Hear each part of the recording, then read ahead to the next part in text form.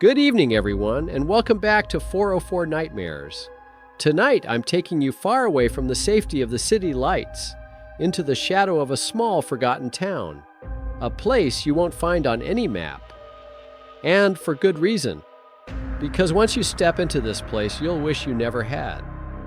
Turn down the lights, turn up the volume, and listen closely. I never planned to go back to Renfield, but after my mother passed away, I found a note among her belongings. It was short, written in her rushed, nervous handwriting. "Before you leave this town, lock the south door of the old hospital. Ward C, you'll know the key." That was it. No explanation. Just a single rusty key taped to the note. The old hospital was St. Mercy's, a building that had been shut down after the fever outbreak decades ago. People said it was cursed. Others whispered that the patients never left at all. As a child, I remember my mother, who worked there as a nurse, always coming home pale, with her hands shaking. She never told me why. So with the key heavy in my pocket, I drove to the edge of town where St. Mercy loomed like a brick coffin. Windows black with dust, kudzu crawling up the walls. The front doors were chained, but on the south side I found the door my mother had written about. The key turned smoother than it should have. The hinges groaned, and the air that spilled out was cold, sterile, like someone had just finished cleaning moments ago. Inside, the lights flickered to life on their own. The hall stretched ahead, lined with patient rooms. Every door was shut. The smell of antiseptic hung in the air, but it was sharp, fresh, not the stale odor of a place abandoned for decades. I tried to remind myself I was alone, but as I walked, the old PA system crackled. Then a calm, female voice whispered through the speakers, "Code Blue, Ward C, repeat." Code Blue, Ward C. My chest tightened. I hadn't heard those words since I was a kid, sitting at home while my mother worked late nights. Somehow the sound brought back the same cold dread. I followed the corridor until I reached a double door marked Ward C, Isolation. The tape that sealed it looked brand new. Yet, when I pushed, the doors opened easily. Inside, the ward was spotless. Beds lined neatly against the walls, gowns folded at the foot. A teddy bear sat on one of the pillows, its fur clean, its button eyes reflecting the dim green light above. That was when I realized something. There was no dust. Not on the beds, not on the floor, not even on the glass. It looked like the hospital had never closed at all. I felt watched, and then I saw it. The observation window high on the wall. A shadow moved behind the glass. A human silhouette, standing perfectly still. The intercom hissed again. Patient admitted. Name, Daniel Harker. The blood in my body turned to ice. My name, spoken like I was just being checked in. "No," I muttered. "This isn't real. I don't belong here." But the hospital seemed to disagree. One of the beds at the far end creaked as if something invisible had just sat down.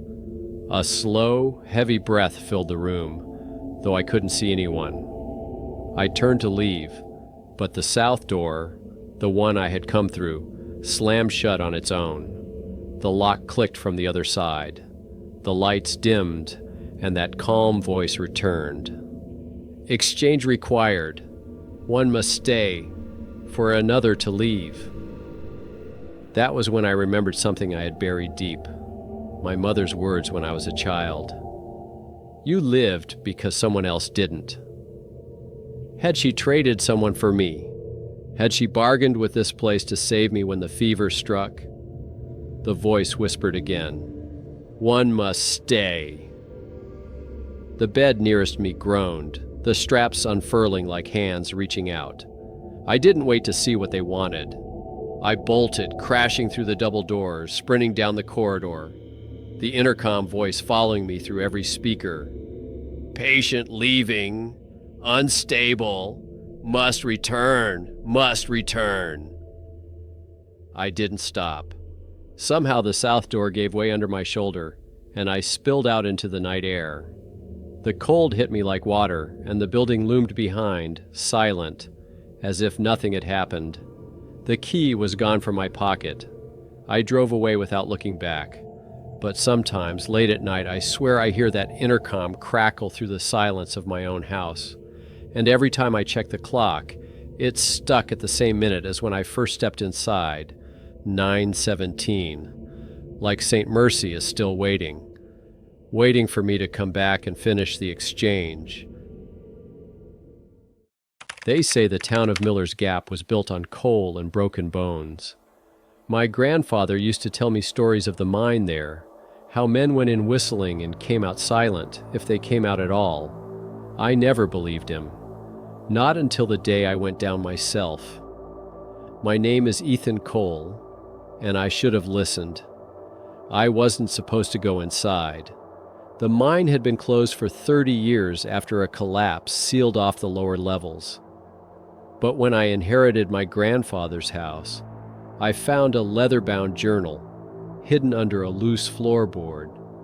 In shaky handwriting he had written, "We never sealed it. We never could.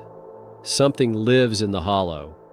If you go, don't follow the voices." That should have been enough to scare me away. Instead, it drew me in. The entrance was easy to find, an iron gate half buried in weeds, a rusted sign that read, "Danger, do not enter." The lock was broken. Someone else had already been inside. The air hit me as soon as I stepped past the gate. Cold, damp, metallic, like breathing through wet stone. My flashlight beam cut across rotted beams and old tracks disappearing into the dark. I told myself I'd only go a short distance, just far enough to see the collapse. But the further I walked, the more I swore I heard noises. Faint hammering, like a pickaxe striking stone. The mine was supposed to be abandoned, yet the sound was steady, rhythmic. The deeper I went, the worse the smell grew. Not just earth now, but something sour, like rusted blood. My light swept over a wall where dark handprints smeared across the rock. Too large, too crooked to be right. I reached the collapse. Timber and stone had sealed the shaft like a tomb. But carved into the rock with trembling chalk lines was a single word. Below. That's when I saw the hole. Narrow, jagged, just wide enough to crawl through. Cold air pulsed out of it, carrying a whisper. Not words at first, just breath. Against all reason I went through. The stone scraped my arms as I slid into the chamber beyond, and that's where I found them. The miners. Dozens of figures stood along the walls, faces lost in shadow, skin gray with dust, eyes wide open but unseeing, helmets shattered, lamps long dead. They stood perfectly upright, swaying in a slow rhythm. I froze. They weren't alive. They couldn't be. But when my light passed over them, every single head turned toward me in unison. The whisper grew louder. Now it was words. One more, one more, one more. Something shifted behind them. A massive shape, hunched and crawling, dragging itself through the dark. My light caught glimpses. A hand with too many fingers, a jaw too wide, teeth grinding like stone. The miners moved closer, slow, synchronized like puppets on strings. Their mouths open, releasing the same chant. Below, below, below. I backed toward the hole, but the air pressed heavy around me as if the rock itself wanted me to stay. My flashlight flickered, catching the full height of the thing rising in the chamber. Its head scraped the ceiling. Its voice rumbled from the stone itself. Exchange. One stays, one feeds. That was when I understood. My grandfather hadn't lied. The collapse wasn't what killed the mine. It was this thing, something the miners had given themselves to, something that demanded offerings. And now it wanted me. The chanting roared. The miners reached out with dust-caked hands. I scrambled, clawing my way through the crawl space, their boots shuffling behind me in perfect rhythm. Somehow I burst back into the upper shaft. The air burned in my lungs, the silence of the forest outside calling me back. I didn't stop running until the entrance was nothing but a memory, but the whispers didn't stay behind. Even now in the dead hours before dawn, I hear the hammering, slow, steady, coming from under the earth, and I know the hollow is still alive, still waiting, still hungry, and one day it will call me back.